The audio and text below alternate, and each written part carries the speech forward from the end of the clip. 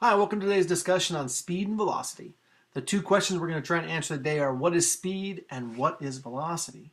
To start with, speed can be simply stated just how fast something is moving. Now you might say, well, what does fast mean? So let's take a look real quick about what does it mean to move fast. So let's say you're trying to go to your friend's house and you have two options. You can either ride your bike or you can walk. Of course, the walking will be slower. So when you ride your bike, what difference does that make? Of course, the difference is that you'll get there in less time. So fast things tend to travel the same distance in less time.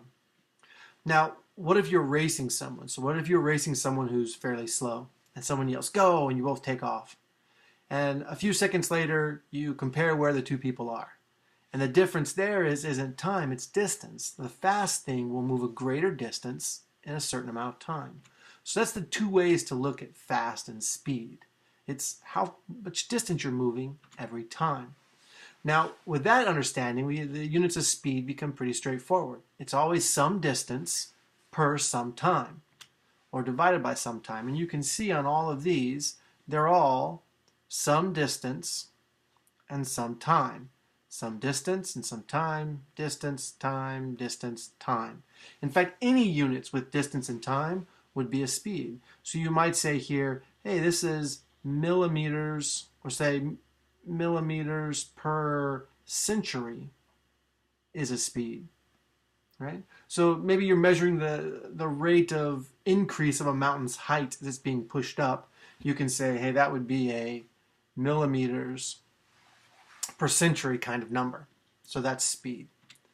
Now we take a look at this table. We can come over here and say, all right, let's look at some different time as something's moving. So there's at 0 seconds, 1 second, 2 seconds, 3 seconds, 4 seconds.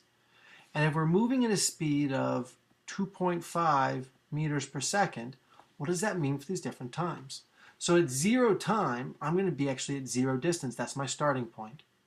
After going 1 second, this number really means I'm going 2.5 meters every single 1 second. So after a second, I've traveled 2.5 meters. After a second, so now there's been another second in between here, I've traveled another 2.5 meters, because that's how far I go every second. So I've gone 2.5 more meters, which is 5.0 meters.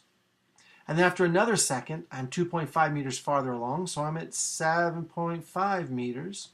And then at 4, I'm at 10.0 meters. Okay? So that's how to handle that.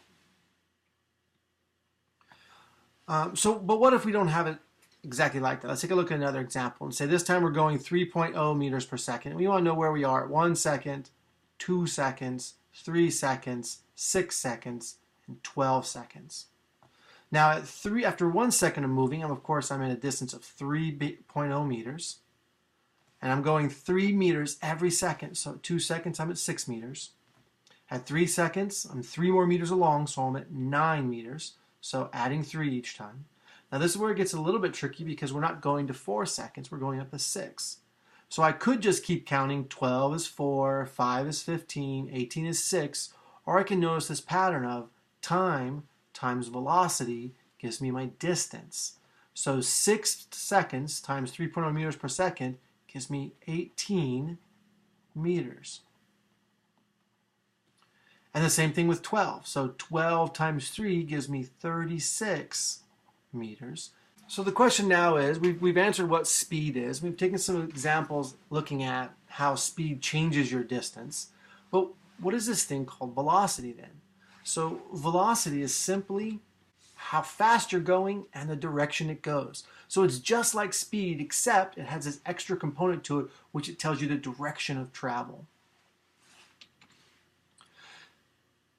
Now, stating the direction of motion in any way turns a speed into a velocity. For example, if we were to say we're going 5.0 meters per second, that's a speed. If we were to say that forward, that's a velocity. If we were to say 32 miles per hour, that's a speed. If we were to say 32 miles an hour west, that all is a velocity. So for velocity, it just gives you a direction. Now, sometimes that direction can be a little bit sneaky. So if you're saying we were falling at a speed of 38 miles per hour. Now, this at first might seem like a speed because there's no direction, but falling almost always means down, right, towards the center of the earth. So this would actually be a velocity in the end.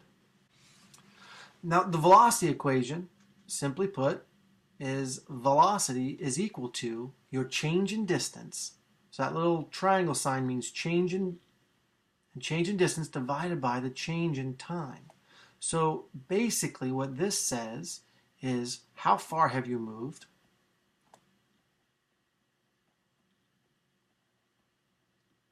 And this one is how long did that take? Now it's important to note that these two numbers need to match up. For example, if you want to know your velocity on the way home, you wouldn't take the distance between your home and your work or wherever you were and your age. Those two don't match up. You need the time it takes to do that change in distance. All right? Well, that covers it for our velocity and speed